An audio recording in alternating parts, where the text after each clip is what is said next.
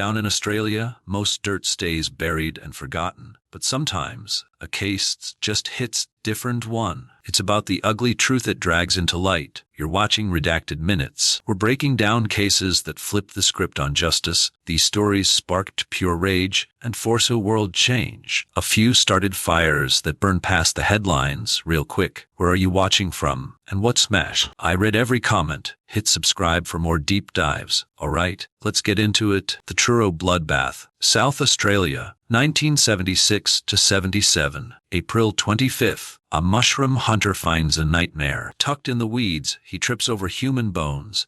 Cops identify the remains as 18-year-old Veronica Knight. One body was just the tip of the iceberg. Within weeks, the local dirt gave up more secrets. 7 young girls were found tossed out like trash. Veronica, Tanya, Juliet, Sylvia, Vicky, Connie, and Deborah. Most were teens catching rides alone. It all led back to Christopher Worrell. Worrell was just a 20-something kid back then. Miller was older, but Worrell was the one calling shots. It started with Veronica Knight on December 23rd, 76. She was hitchhiking.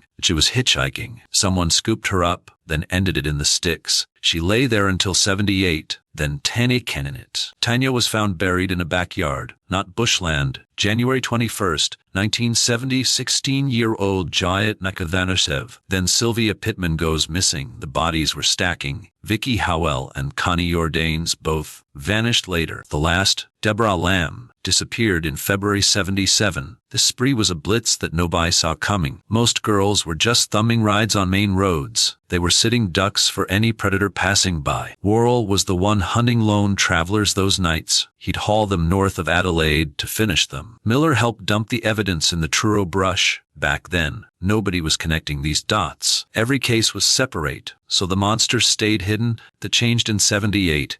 Once they found Ver's remains. The red flags were everywhere. Once they mapped it, a clear pattern emerged of girls vanishing on roads. All roads led to Worrell, but he was gone. February 19th, 77. Worrell died in a car wreck. Cops thought it was just an accident, not justice. Since Wu Howell was already dead, the heat started sweating his inner circle, specifically James Miller. As detectives dug into his ties with Worrell and the timeline of those girls vanishing, things got real. September 3rd, 1978, they cuffed Miller, and he started spilling about the grave sites while the search teams were beating the brush near Truro and the nearby woods. They started pulling this the total bloodbath. Cops figured out Worrell was the one doing the actual wet work, but Miller was the guy making it all. Had died before to get locked up, so he cheated justice. Miller got hauled into the High Court in South Australia to finally face the music.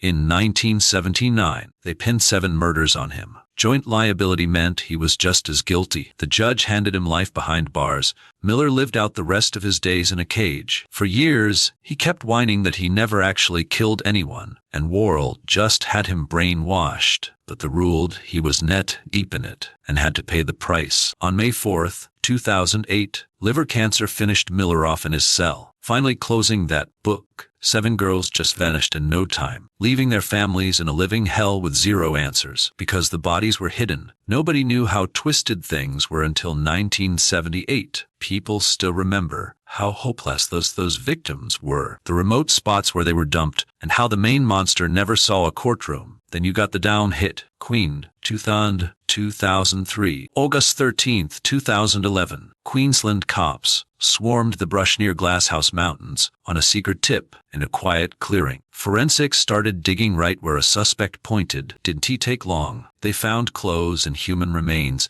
belonging to 13-year-old Daniel Morcombe, missing for 8 years. That find proved the feds' gut feeling and cracked one of the biggest child murders in history. That a target, Brett Peter Cowan, was finally nailed to the crime. Daniel was born December 19, 1989. Raised by Bruce and Denise on the Sun, good kid, always skateboarding and hanging out. By 2003, he was at Palmwood High, usually taking the bus to get around. Sunday, December 2003. Dina walks out of his place in Palm Woods, headed for the mall in Maroochydore, to grab some Christmas gifts. He hit the bus stop on Namber Connection Road, but construction had moved the pickup spot. Around 1:35 p.m. a bus rolls past and the driver sees Daniel under the bridge. The driver was running late, and that stop was only temporary, so he just blew past, thinking the next bus would grab him. That was the fatal mistake. Witnesses confirmed the kill. Standing there after that bus left him behind. Sometime between 1:35 and 10, he just vanished into thin air. People mentioned a stinty air near the bridge, but the stories were too messy for a collar. When he didn't show up,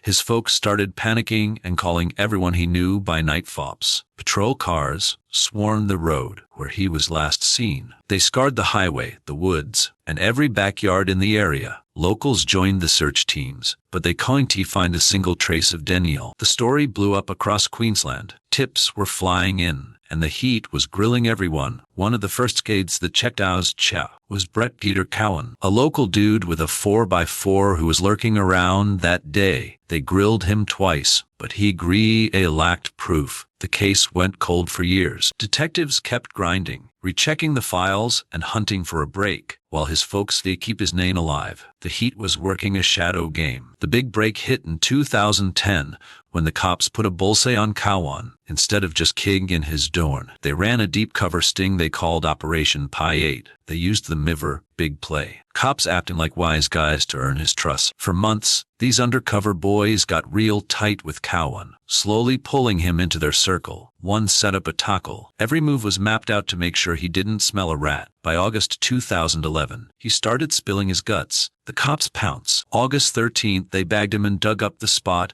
where he dumped Daniel.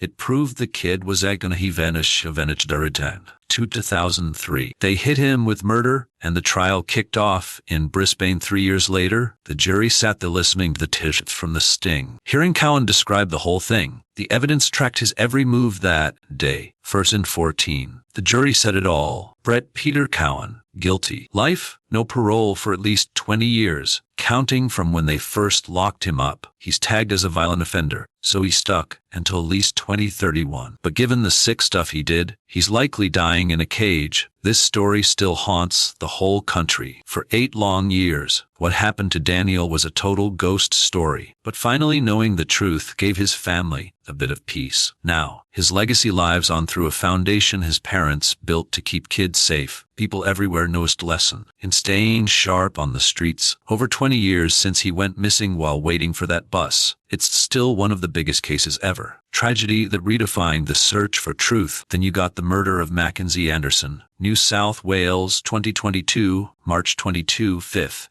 A 911 call brings cops to a Mayfield apartment. Inside, they found 21-year-old Mackenzie, and it was a bloodbath. She didn't make it. Her kid saw the whole thing, but wasn't hurt. It didn't take long to find Tyrone Thompson. He was at the place and went to jail. But what the contest showed later was just some random hit. Mackenzie was a young mom, just trying to raise her kid in Newcastle, right before it all went wrong. She was with Thompson. They split, but by early 2022, things got scary. Thompson had already put his hand her before, and the law had him on a leash. He had a stay-away order. Basically, he was legally barred from looking her way. He just walked out on parole for beating her up previously. He hit the streets in early March, just weeks before he took on life. March 25th, Thompson trashed that court order and broke into her place. Once he was in, he stabbed her dozens of times. It was brutal. He did it all while her little one was standing right there. When the sirens arrived, the officers walked into a total nightmare. They caught Thompson nearby that same day. He's going down for murder. Cops started digging, and the real started digging. She'd already told the courts she was terrified of him. That restraining order and his fresh paroled everything. Months later, he skipped trial and just copped to it. Now the judge just had to figure out the time. They looked at his sheet and that brutal hit, plus why he was even on the street then. Judgment Day hit on May 1st, 2025. The judge tore into how he broke every rule. They weighed the family's grief and the kid watching. He got 22 years with 15 before parole. With time served since 2022, he's out in 2038. They officially tagged him high-risk violent con. That changes his prison stay. Then the public noticed. Folks debated if the time actually fit the crime. Him being out on parole right before the hit, after years of hurting her. That's what people hate her. People started demanding the system fix these domestic monsters. Her mother and the rest of the family fought to toughen up the laws on parole. Their push actually started some real talk in government. Basically, they wanted to bury guys who kill partners. The facts were simple. He walked free and marched free to two. Had a stay-away order, then broke it immediately, and then he ended her life. It showed just how badly the system fails victims. Her death sparked a massive debate on spotting Bater. Like, how do we stop this from ever happening again? People still bring her up when talking safety. Right now, he's still rotting behind those bars. They remember a young mom who changed the whole system. The case of Anita Cobby, Sydney, 1986. February 4th, 1986. A farmer did something horrific. A woman's body was in the grass. Cops rushed in. It was Anita Cobby, a nurse missing for 2 nights. This kicked off the biggest manhunt the city's seen. Turns out, 5 guys were in on the hit. Born in 1959, she was the light of her family. She worked as a nurse at the local C hospital. By 1986, she was living back home. She always took the late train after her shift. February 2nd, 1986, she headed home after work. She got off at 10 p.m. and started just a quick walk she'd done a million times. Meanwhile, 5 punks were cruising in a stolen ride. This crew consisted of John Travers, the Murphy brothers, Michael, Gary, and Leslie, and Michael Jafumjat Adelt together in western Sydney. Anita was just walking home near the station when these guys spotted her and pulled their car over. They grabbed her, shoved her inside, and sped off into the night. For the next few hours, they kept at car while they drove aimlessly around the suburbs. Around dawn on February 3rd, 1986, they pulled up to a deserted field out by patch of middle of farmland. They took her life. Back home, her folks knew something was dead wrong when she never showed up. They called the cops immediately to report her as a missing person. Investigators started hitting the pent around Blacktown Station, looking for anyone who saw something weird that night. The next morning, they found her. Everyone's worst nightmare had just come true. The detective just trying to piece together her final hours. They scoured the whole Blacktown area and begged the public to come forward with any info. The whole city would edge, and tips started flooding in by the hundreds. One lead pointed straight to John Travers. His own family thought what he was acting shady right after. His sister who eventually ratted him out, pointing the cops right at him and his buddies. While the investigators were digging through the evidence, they started connecting the dots on code that was together. Between the security footage and witness stories, the case against them looking solid. From us was burst to the 28th, 1986. The cops rounded them up all over western Sydney. Travers, the Murphys, and Murdoch were hauled in and grilled out about what went down on February 2nd and 3rd. During the interrogation, Travers folded and snitched on the other 4 guys. The physical evidence showed exactly how they snatched Anita near the train station, drove her across me, ultimately took that field to end it. The trial kicked off later that year in the state's highest court. Everyone in Australia was watching. The jury heard every gruesome detail about how she was taken from Blacktown, how they moved that car from place to place, and the final moments out by Prospect. Come November 1996, the jury came back with a guilty verdict for Travers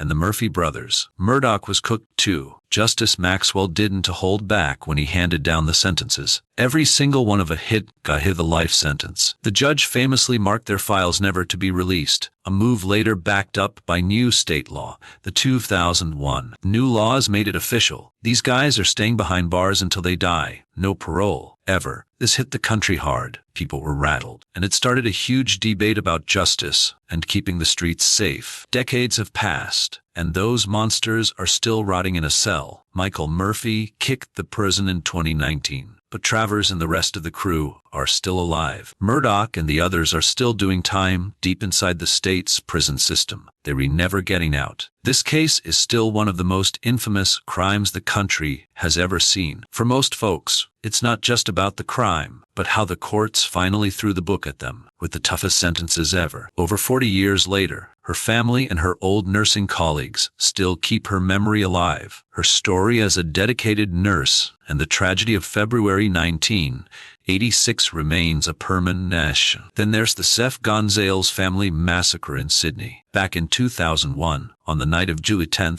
2000, cops walked into a peaceful home in North Ryde. The second they stepped inside, they knew they were looking at a total bloodbath. They found 3 members of the same family scattered through the house, all dead. It was Teddy Gonzales and his wife, Mary Loya. Their teen girl Claudine was slaughtered right in their own home. But their son Sef, he was the only one left. At first, it looked like he was the lucky one who survived bloodbath. A year later, cops realized the butcher is on Fox and his sister. The family moved from the Philippines to Sydney, with Teddy engineering and Mary running the house. Neighbors said they were hard workers who live for their kids' grades. Sef went to school nearby before heading off to Macquarie University. He spent years lying that he was crushing law school, looking like a total winner to everyone. Truth is, he was flunking everything and drowning in a sea of failing grades.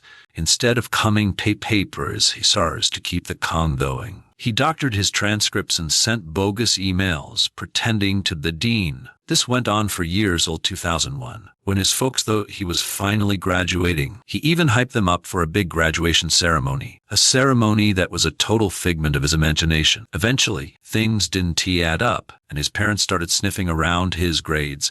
Cops figured, just keep the mask on any longer. Tuesday, July 10th, 2001, started like any other day at their North Ryde place, but that, based on the official timeline, Sef turned on his own blood right inside those 4 walls. He took a kitchen knife to Teddy and then did the same to Claudine. He beat Mary with a bat before finishing her with the blade. The overkill was insane, and afterward, he tried to stage the whole crime scene. Cops found blue spray paint screaming "fuck off Asians" all over the walls. He wanted it to look racist hate crime done by strangers. But when the detectives really started digging, parts of the story didn't fit. No broken doors and no stolen. The murder weapons and the paint were all from inside the house. Pretty soon, all eyes were on the only person left standing. Sef claimed he was out and just stumbled onto the nightmare later, but his story started leaking like a sieve. Then they found the massive web of lies about his college life. The fake grades showed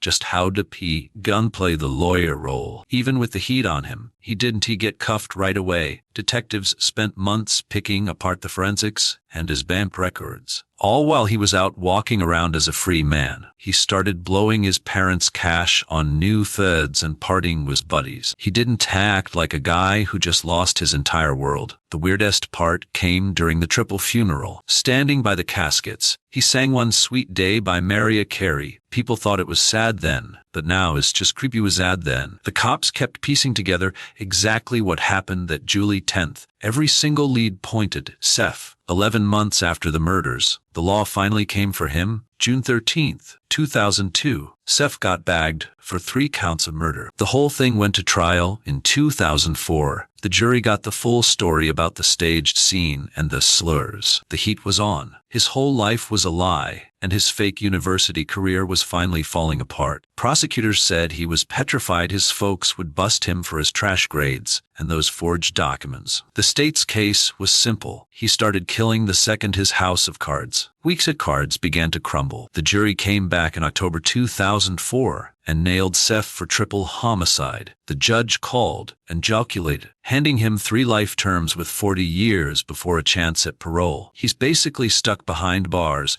until at least 2041. This whole thing rocked us the blood, but the twisted web of lies behind it. A regular suburban college kid ended up wiping out his own parents and his sister over 20 years down the road. Those North Ryde hits are still some of the darkest family crimes the country has ever seen. Sef's still rotting in a New South Wales cell, and he isn't going anywhere for a long.